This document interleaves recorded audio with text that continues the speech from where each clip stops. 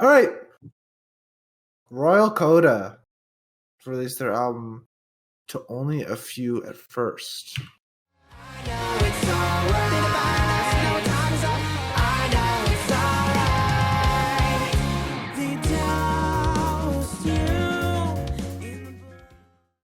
Okay, everybody. Hi, Derek.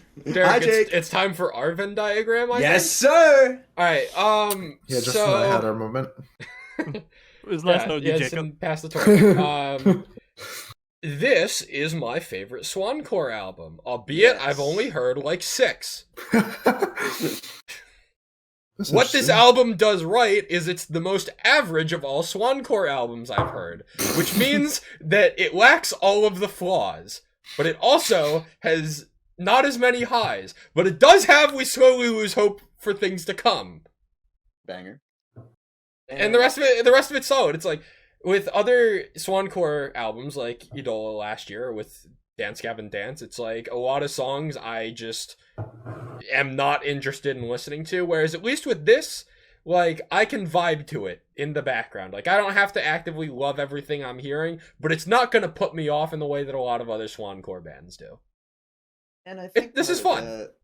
Might be that like the weedly or like noodly guitars are tuned back a lot. Like they sound a lot more kind of traditional than you would expect. So it's less of that traditional Swancore sound and more of like a post-hardcore sound. Okay, Yeah.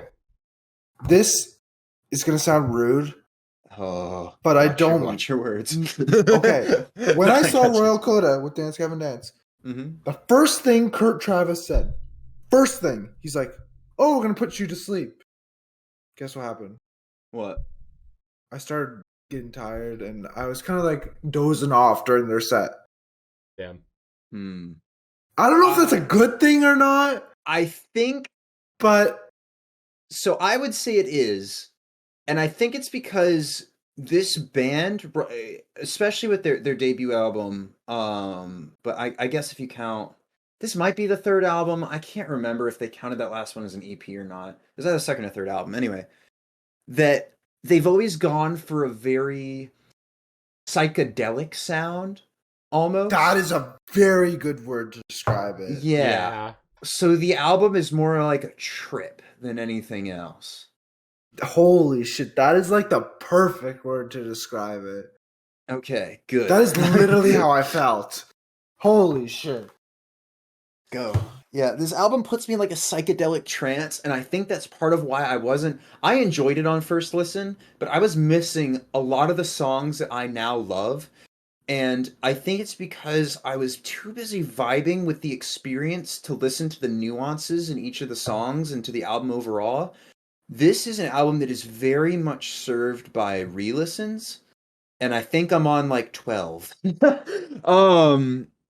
I think this and Hail the Sun have really proved to me that all it takes because before, them and Hail the Sun and the more recent Idola album, that I liked a few songs here and there, but what it really takes is for a Swancore band to work with Chris Crummett for me to like them.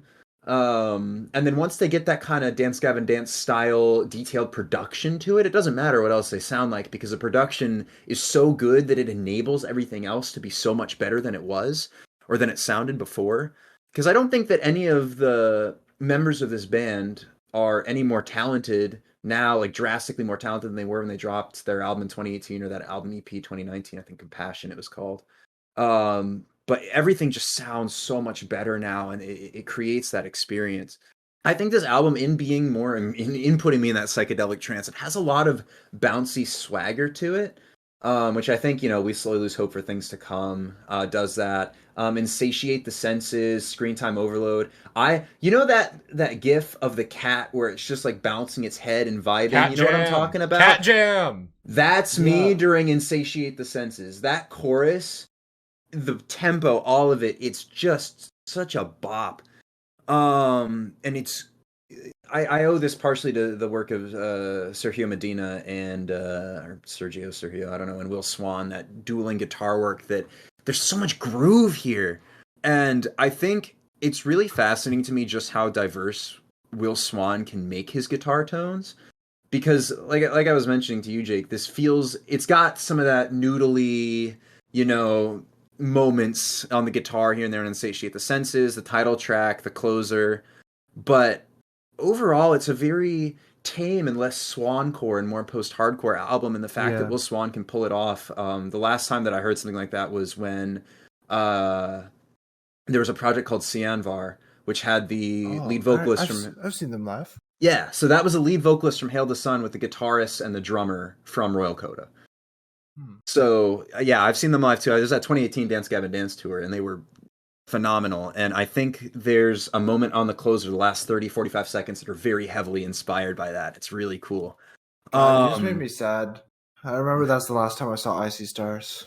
Oh, yeah. It's the only time I've seen Icy Stars. We need them back. We need the music as soon as possible.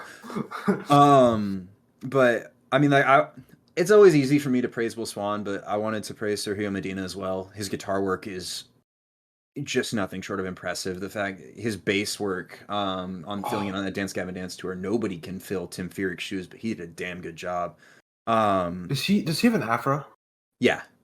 He's fun to watch. Yeah, you're right. He's very fun to watch. Yeah, he filled in for Tim during Swanfest and the tour. Joseph Arrington's drum work and some of the time changes that he pulls on this album are incredible. And Stefan Gotch's work on the bass is really the basis, I think, that all of the other instruments and the vocals need to succeed. It's so groovy. And Kurt Travis sounds better than ever too. He's been in 80 million projects. He released an album with Golden Necklace, I think last year, and that was really good. But the full range of his voice here is awesome, going into his rasp and delving into some like hip hop style choices. I mean, We Still Always Hope for Things to Come is probably the biggest example of that.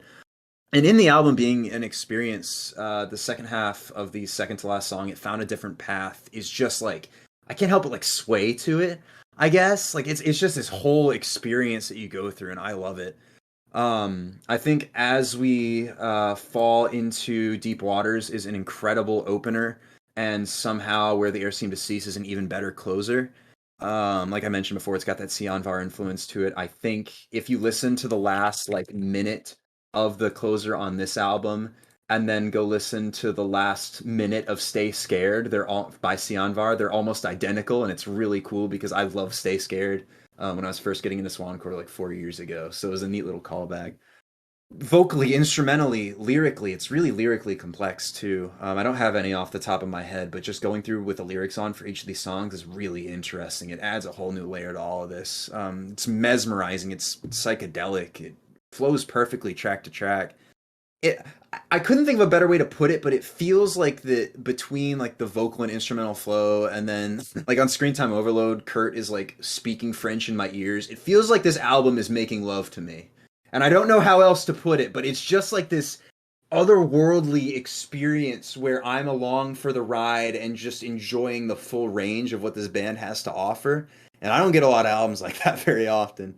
And like I said, I didn't appreciate everything on first listen, but with every listen, I find something new or some nuance to enjoy. Very similar to that Nightlife EP in that way. I love this album.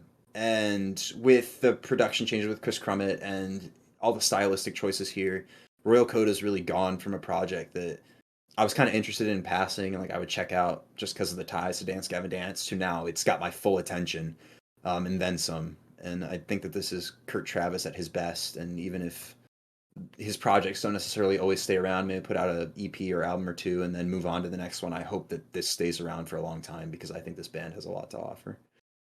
I don't have too much more I could add. As far as I'm concerned, this album is We Slowly Lose Hope for Things to Come and Friends. This is my favorite album of the month, maybe of the summer, ? And I give it my highest recommend.